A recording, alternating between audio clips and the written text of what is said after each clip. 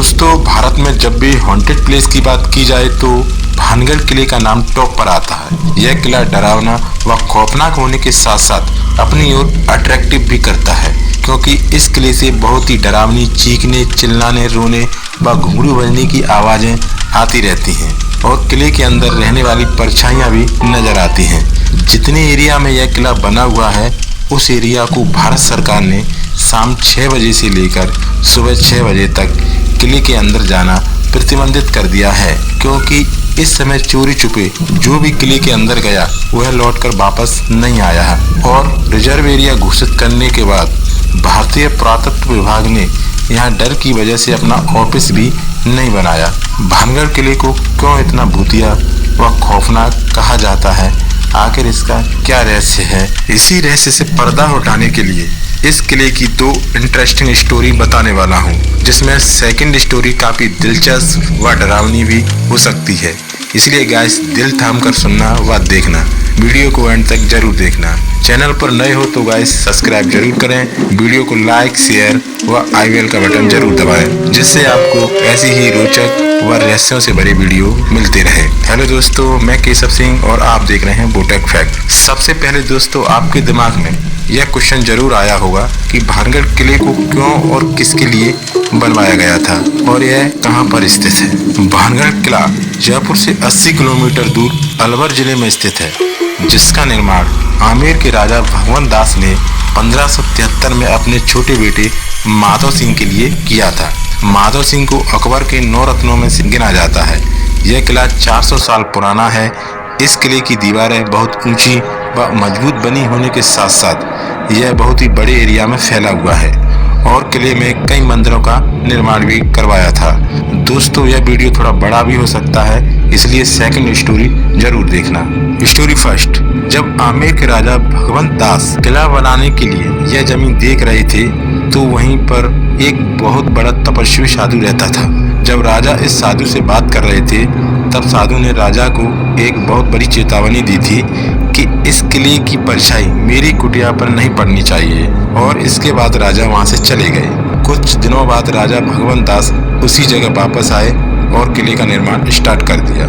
किले का निर्माण कंप्लीट होने के बाद माधव सिंह उस किले में रहने लगे। स्थानीय लोगों के अनुसार कहा जाता है कि किले के बाहर जो आप देख रहे हो उस जगह बहुत बड़ा चूड़ी मार्केट लगता था। किले के चारों तरफ खुशहाली का माहौल, भवन के अंदर मंत्री शंत्री और राजा नृत्य का आनंद लेते थे।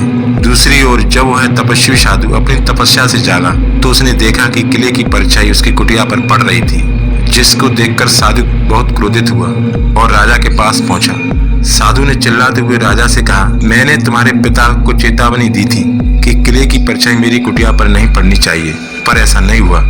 उसके बाद साधु ने श्राप दे दिया कि तुम्हारा यह किला खंडर व नष्ट हो जाएगा और पूरी तरह भूतिया कहलाएगा। यह कहकर साधु वहां से चला गया।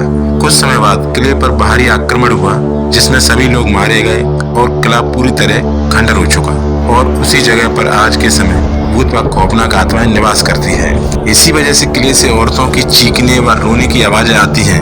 अब यह कहानी कितनी सच है ये कह पाना मुश्किल है, लेकिन स्थानीय लोग अक्सर कहते हैं कि शाम के वक्त किले के पास जाने पर ऐसा महसूस होता है जैसे कोई उनका पीछा कर रहा हो। तो वही कुछ लोग किले के अंदर परछाइयां दिखने की बात भी करते हैं और चूड़ियां टूटने व नाचने की आवाज आती रहती है। इन्हीं कारणों की वजह से भारत सरकार ने बोर्ड लगाकर स्पष्ट अक्षरों में लिखा है कि सूर्यास्त के बाद किले के अंदर जाना सख्त मना है। तो दोस्तों, आपको इस किले की रहस्य के बारे में कैसा लगा कमेंट करके जरूर बताइए। Story second. भानगढ़ किले की दूसरी स्टोरी सबसे ज्यादा फेमस है। इसी वजह से इस किले पर पर्यटकों का आना जाना लगा रहता है। बहुत सी कहानियां सुनने के बाद मैंने निष्कर्ष निकाला कि दूसरी सबसे फेमस स्टोरी राजकुमारी रत्नावती की है, जो वीडियो में बताने वाला हूँ। कहते हैं कि भानगढ़ की राजकुमारी रत्नावती बहुत ही खूबसूरत थी। राजकुमारी के खूबसूरती के चर्चे बहुत राज्यों में थे। इसी वजह से राज्यों से राजकुमारी से विवाह करने के प्रस्ताव आ रहे थे। एक दिन राजकुमारी के विवाह के स्वयंवर की तैयारियां चल रही थी। वहीं खड़ा महातांत्रिक, जिसका नाम सिंधु सेवड़ा था, जो भानगढ़ किले के आसपास रहता था, जो कि राजकुमारी पर मोहित हो गया और गंदी नजर से राजकुमारी को देखता रहा। राजकुमारी को पाने की इच्छा से तांत्रिक उस पर नजर रखना स्टार्ट कर दिया कि राजकुमारी कब कौन सा काम करती है और कहां पर जाती है।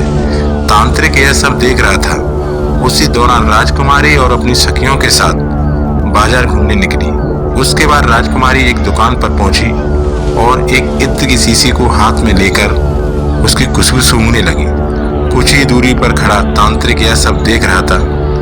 कुछ टाइम के बाद राजकुमारी सखियां किले की तरफ निकल गईं और तांत्रिक ने सोचा कि राजकुमारी का इत्र इसी दुकान से जाता होगा, तो तांत्रिक ने उसी इत्र वाली बोतल पर अपना काला जादू व वशीकरण मंत्र का प्रयोग कर दिया। कुछ दिनों बाद राजकुमारी रत्नावती की सहेली बाजार गई और वह इत्र की बोतल लेकर वापस आई और राजकुमारी के हाथों में दे दी। राजकुमारी भी चालाक व समझदार थी। राजकुमारी रत्नावती ने जब बोतल को हाथ में लिया तो वह समझ गई थी कि इस पर काला जादू किया गया है, क्योंकि राजकुमारी को भी काले जादू का थोड़ा सा ज्ञान था।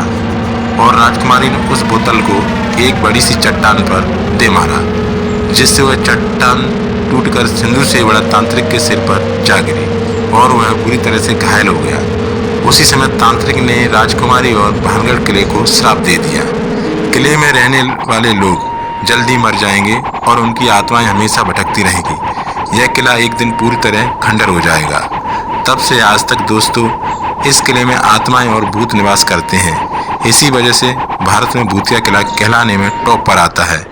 यह स्टोरी कितनी सच है, आपको क्या लगता है, कमेंट सेक्शन में जरूर बताइए। दोस्तों मैं केशव सिंह और आप देख रहे हैं वो टेक फैक्ट। ऐसे ही और वीडियो देखने के लिए चैनल को लाइक, सब्सक्राइब, शेयर और आइल के बटन को जरूर क्लिक करें। धन्यवाद।